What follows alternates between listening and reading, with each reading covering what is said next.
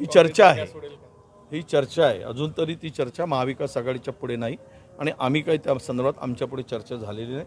महाविकास आघाडीची चर्चा आता 27 लावण्यावरती उद्या खासदारांचा आमच्या नांदेडच्या मृत्यू झाला आहे. त्यांच्यासह त्या आमचे खासदार गेले ते फार खरं तर त्यांचा दुर्दैवी मृत्यू झाला. ते एक अत्यंत वेदनादायक आहे. एक प्रामाणिक माणूस, पक्षाशी समर्पित माणूस, संकटाच्या काळामध्ये पक्षाला उभं करणारा व्यक्तीचं त्या ठिकाणी मृत्यू झाला आहे. मी उद्याला जातोच आहे तिकडे, परंतु तुम्ही जे म्हणताय की त्या 27ची बैठक जी होती आता पुढे गेलेली आहे.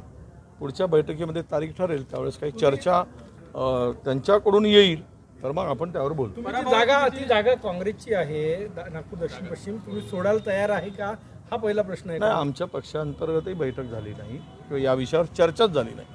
त्यामुळं ती चर्चा जर विषय आला महाविकास आघाडीच्या बैठकीमध्ये राष्ट्रवादीने जागेवर काही सांगितलं तर मग ती चर्चा होईल. अद्याप या विषयावर कुठली चर्चा नाही.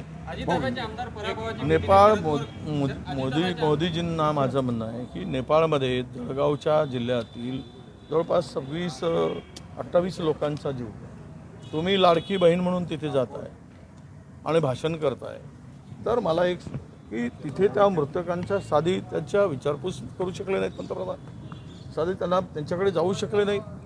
काय यांच्या असा वेदना आहे, ते जायला हवं होतं.